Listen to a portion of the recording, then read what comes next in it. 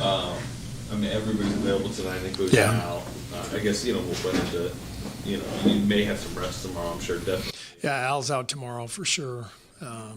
Obviously, he's not playing any back-to-backs this year, so everybody's feeling well enough to play tonight. We got some guys banged up a little bit, but we're going to, go out there and try to win the game.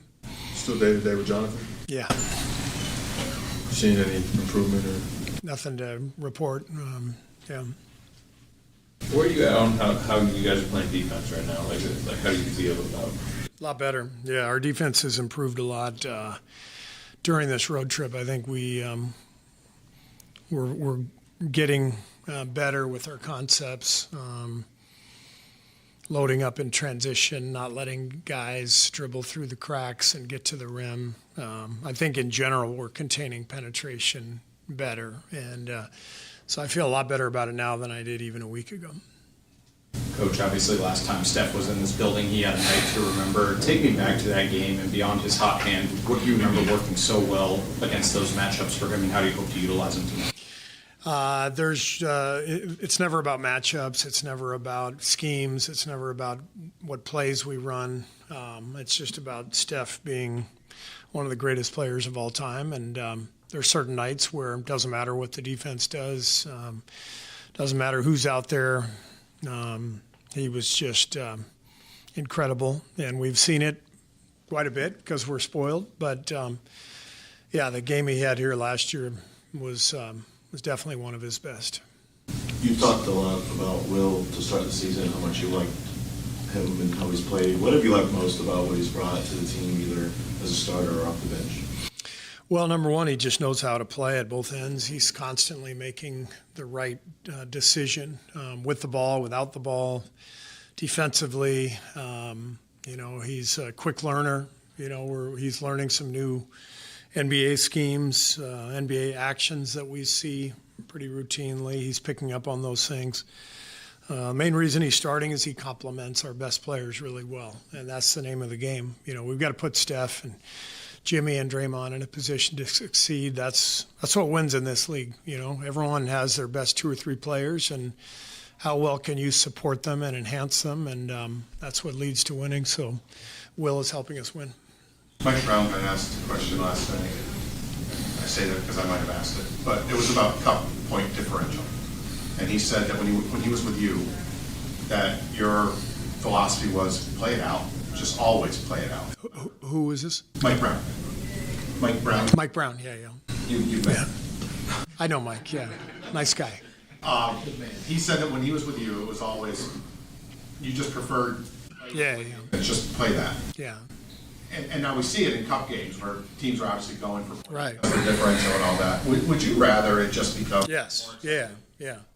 Somewhere along the line, it became really offensive in the NBA if you actually tried to make a basket, near the end of the game for no apparent reason. My favorite one was a few years ago. There was, I think Jimmer Fredette signed a 10-day in New York, and he was, basically got in at the end of the game, down 20, 15 seconds on the game clock. He raced down and pulled up for a three-pointer, and somebody on the other team knocked him down and, looked at him like, what are you doing? So apparently it's also offensive if your lead is cut from 20 to 18 or 17 late in the game. It's just one of those dumb things that, there's no rule. I think it was kind of always understood that when the shot clock ran out, the other team kind of puts up their hands, you just dribble it out, and you don't go and dunk it. That's always kind of been understood, but it's extended to beyond the shot clock now. So now you're supposed to take a turnover, and I'm not a believer in that. I think I'm on a one-man crusade, though, unfortunately. Mike? All right, good. He also wanted me to call you a bad name, but I won't. You've commented a little bit on the increase in soft tissue injuries in the league. There's several more today across the league. I didn't hear what happened today. I mean, Wemby's out, Castle's out, Giannis is out. Oh, wow. How concerned are you, about what you've talked about with this pace in, Yeah. calves and hamstrings and all that? I'm very concerned. It's dramatic. The pace difference is dramatic. This team tonight has really upped their pace compared to last year. And I think across the league, everybody understands now that it's just easier to score if you can beat the opponent down the floor, get out in transition. But when everybody's doing that, the games are much higher paced, faster paced, and then everyone has to cover out to 25 feet because everybody can shoot threes. So we have all the data. Players are running faster and further than ever before. And so we're trying to do the best we can to protect them. But we basically have a game every other night, and it's not an easy thing to do. And you said you've talked to your medical staff kind of the belief that. Yeah. They believe that the wear and tear, the speed, the pace, the mileage, it's all factoring into these injuries. Steve, to that point and to the point you made several times, is there ever a moment where you're in these meetings with the league where everybody's there where you're like, hey, the best thing to do would be to cut the season a little bit? Like, does the topic of conversation even come up?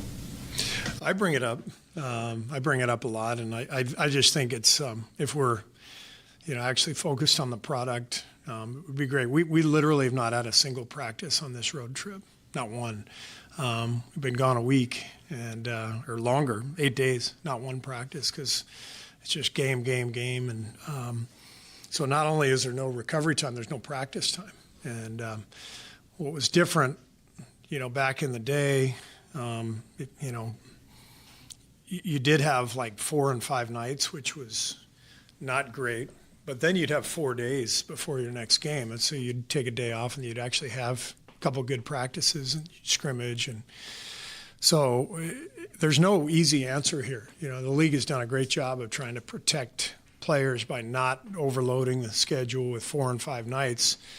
But now it's basically we're playing every other night. And the flip side of that is, we're not getting any practice time.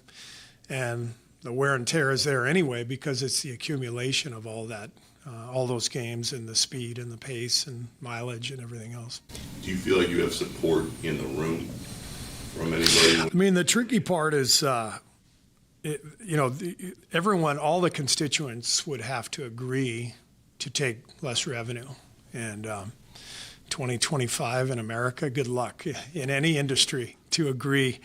Imagine, some big company saying, you know what, we're not as concerned about our stock price. We're actually concerned with employing people and giving people a stable job and making our product better. And come on, Nick, that's not happening. We know that. How many good practices do you think you've had since the start of the regular season? I'd have to look back, but maybe 3 or 4. I rattled off the schedule to you the other night. I think tomorrow night will be our 17th game in 29 days. So 13 cities. So between practice time and travel, there's rest time and travel. There's very little opening for a practice, but we'll get them next week. I think we have like 3 days next week where we're going to get some work in and much needed. So is that in terms of like the improvement, right, defensively and whatnot? Is that just all film? Film. It's all film, and it's one of the things I'm really learning as a coach is the improvements because of the schedule. You really have to come in film sessions and individual film sessions and walkthroughs, and you got to make the most of your time. And so I'm thankful for the young coaches that we have on the staff who are kind of at the forefront of kind of maybe a different way of teaching in the league today. I think that's a real thing. A lot of our guys who have been through the G League, they're learning a different way to teach the game, and some of it is related to lack of practice time. Some of it is related to young players who don't have 4 years of college like Will Richard did. So you're getting, it requires a different approach, I think, to the one that I grew up with. And so I'm thankful we got some guys on our staff who can help us through that. Steve, let's say all that corporate profit stuff could be worked out. What would you say would be an ideal number of games? I mean, I think, I don't have an exact number for you, but I mean, everything has to be based on a formula, that involves two conferences and how many games you're playing against other teams and all that. But 72, 75, somewhere in there, make a dramatic difference for the players. And I think the revenue is so high, and I don't think it would affect the national TV money because you'd still get all the national games. So, it would affect, home game gate receipts, local TV. So for sure there would be some revenue loss, but I can't really prove that the product would be better if we had 10 fewer games, but I would bet on it. Sorry, I can't say that either. I would guess that would be the case. How was it seeing Todd Golden last night? It was awesome. Yeah. He came this morning, actually. Yeah. So we were able to surprise Will, and Todd presented him his championship ring, and Will was just great. The guys gave him a good ovation, and he's a great young guy, and it was fun to be able to celebrate his accomplishment and the Gators' accomplishment with Al sitting there and Coach Golden there. It's a really nice moment.